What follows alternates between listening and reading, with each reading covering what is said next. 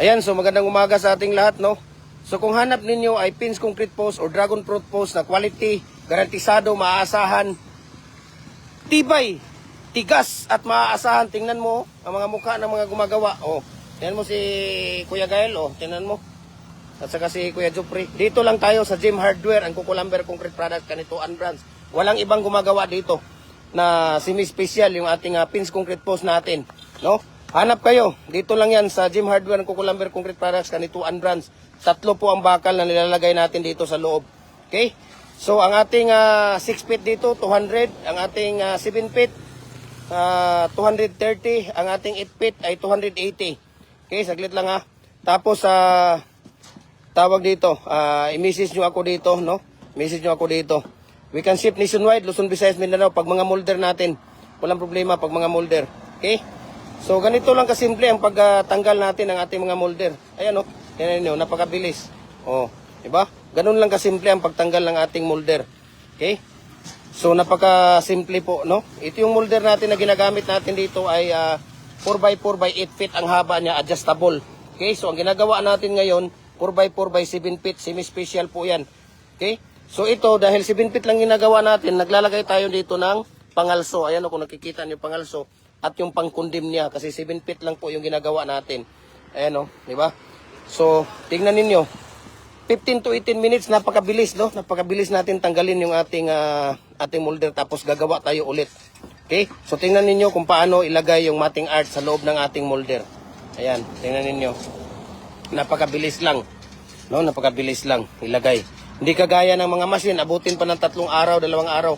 Kung gusto ninyong production na napakabilis, gusto ninyong production na napakatawag dito, napakatibay, ganitong mating ang gagawin ninyo. Ayun yung mating art natin. 3 bakal po yan. Lalagay natin dito, 3. Ayan no, pag 7 feet, 7 piraso po talaga yan na stirrup ang nilalagay natin dito. Pag 8 feet, 8 stirrup po ang nilalagay natin. Okay? Pag 6 feet, 6 na stirrup po ang nilalagay natin dito. Ganito kagaling, ganito kasimple, no? Ang paglalagay ng mating art sa loob ng ating molder. So we can ship nationwide dito mga idol. Ito adjustable po ito. Ang ginagamit natin dito idol ay 4x4 by 8 feet na detachable. Detachable po yung ginagamit natin dito na dragon fruit post or pins concrete post na dual heavy duty natin na molder. So adjustable po siya. Pwede kang gumawa dito ng 3 feet, 4 feet, 5 feet, 6 feet, 7 feet hanggang 8 feet kasi adjustable po siya. Okay? Ganun po kagaling, no? Itong mga molder natin, nagdi-deliver tayo Luzon, Visayas, Mindanao. Kahit saang sulok man kayo ng mundo, kayang abutin ng ating cargo. Yung mga maliliit natin na mga molder, nagsiship din tayo through G&T Home and G&T Express, no? Ayan, nagpapadala din tayo. So, ang mixing natin dito mga idol, no? Paano ko sa inyo? Ang mixing natin dito sa ating semi-special na pins concrete post molder natin na 4x4 by 7 feet.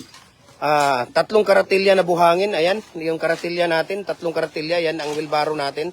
3 karatilya na buhangin, 1 bag of cement, tapos 3 to 4 bucket of water. Ito po yung bucket, ito po yung water na paglalagyan natin. Ayan, kung makikita ninyo, yan po ang paglalagyan natin.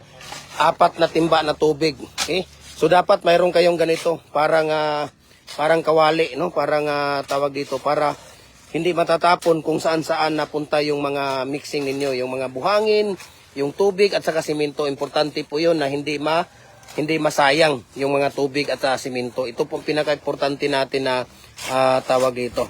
Importante natin ito na mayroon kayong ganito. Malaki kasi ito dati. 7 feet around ito dati at 1 feet ang lalim. Ngayon, kumipot siya, no? Kumipot siya dahil sa ilang taon na kami dito at hindi na linisan na masyado nila pagkatapos gamitin. Kaya yan ang nangyari. Okay? Yan ang nangyari sa ating ganito lang kalugaw. No, ganito kalugaw ang mixing natin sa ating semi-special na pins concrete post. Kahit na anong size, 6 feet, 7 feet, saka 8 feet. Okay? Ganito kalugaw lang talaga ang gagawin natin sa ating molder. Ganito lang sa ating mixing natin. Ayun, kung makikita ninyo, napakaganda po, no? Ganito po 'yon ang ating tawag dito, molder natin. So we can ship nationwide, Luzon, Visayas, Mindanao.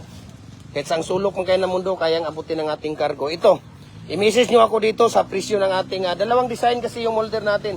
Mayroon tayong detachable mayroon tayong fix. Okay, so itong ginagamit namin, detachable. May kamahalan nga lang detachable. Pwede natin baklasin isa-isa ang detachable. No, tanggalin. Pwede kang gumawang mag-isa kasi madidetach siya. Pwede ka ring gumawang tawag dito. Pwede ka ring gumawang mag-isa sa detachable. Pero pag sa fix, hindi kaya kasi kailangan dalawahan talaga dito, no? Pag sa fix natin. Yan, tingnan mo si Kuya Jopre, no? Paglalagay niya ng concrete pouring dito sa ating molder. Napakabilis lang po talaga. Ayan, no, tingnan ninyo. Napakabilis lang talaga ang paglalagay ng concrete pouring sa ating molder. Ayan, di ba? Tingnan mo dito. Sa pagkukuha nila ng tawag dito. Pagkukuha ng ating importante talaga pag mga magko-concrete, no?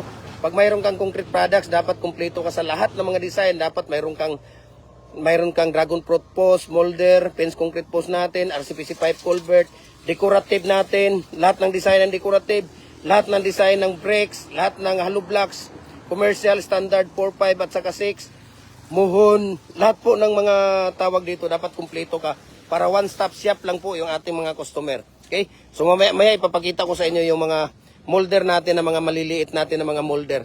Okay? Papakita ko sa inyo. So ganito lang, no? Ganito lang ka simple. And punta tayo dito sa tindahan, papakita ko sa inyo yung maliit na molder. Okay? Yung mga maliliit natin na molder, so we can ship nationwide. Pag maliliit na molder, pag sa Luzon, nasa 4 to 5 days lang siya. Okay?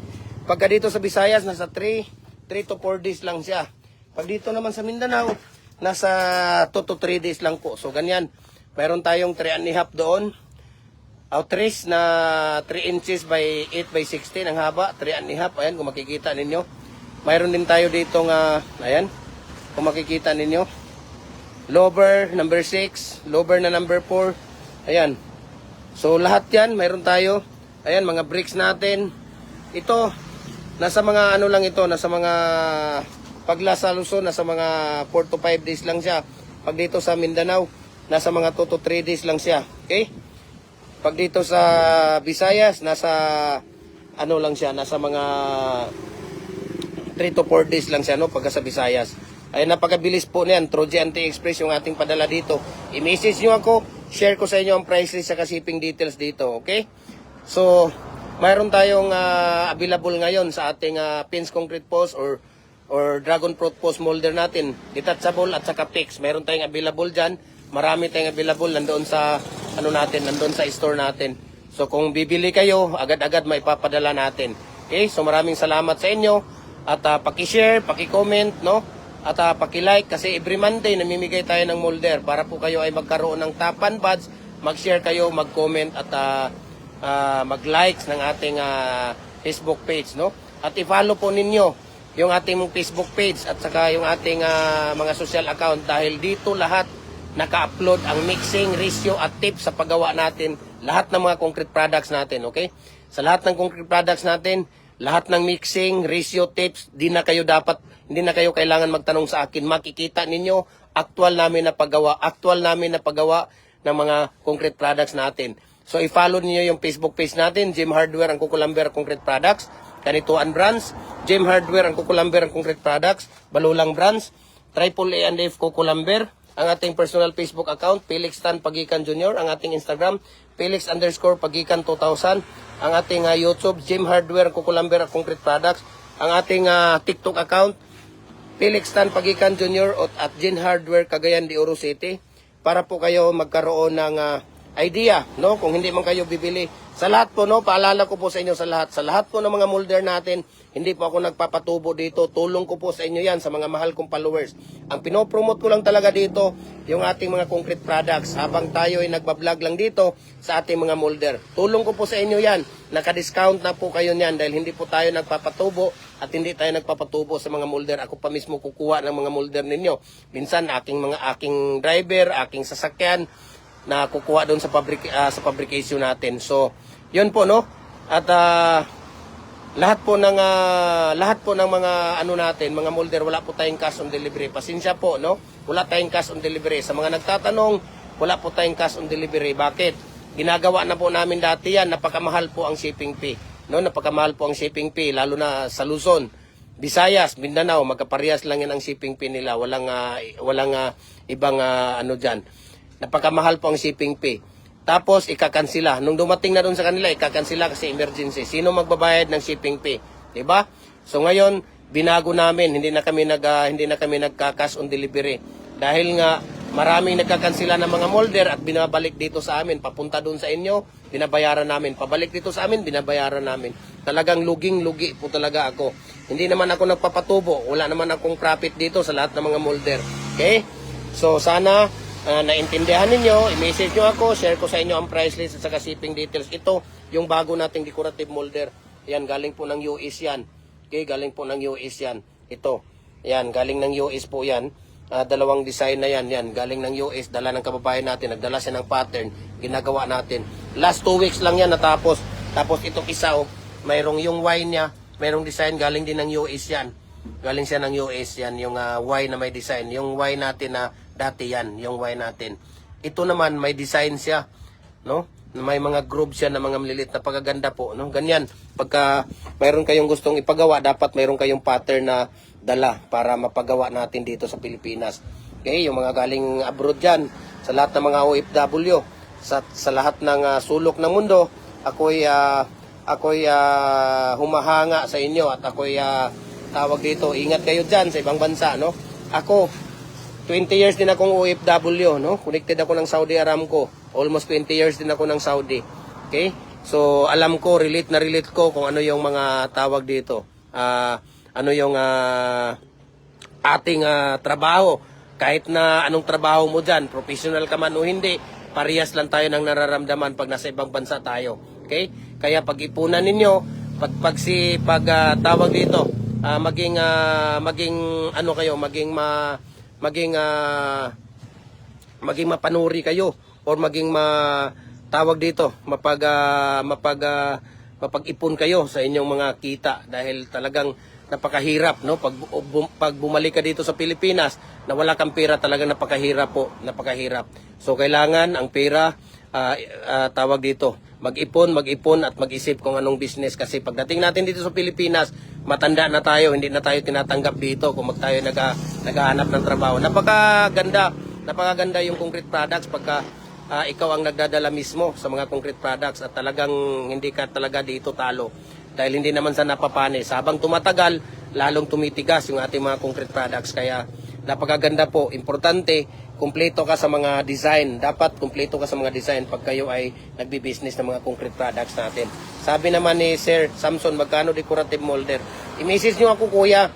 Bawal kasi dito sa ating Facebook page na ng presyo. At bawal din ako maglalagay dito ng presyo. Bakit? Minsan ang bakal tumataas, minsan bumababa yung bakal para hindi kayo magkakagulo. I-message nyo ako, i-share ko sa inyo ang price list sa shipping details. Sana naintindihan ni Sir Samson Pajarito. Okay? Maraming salamat po sa inyo sa patuloy ninyong pagsubaybay, pagtangkilik sa ating mga video. God bless, God bless, God bless.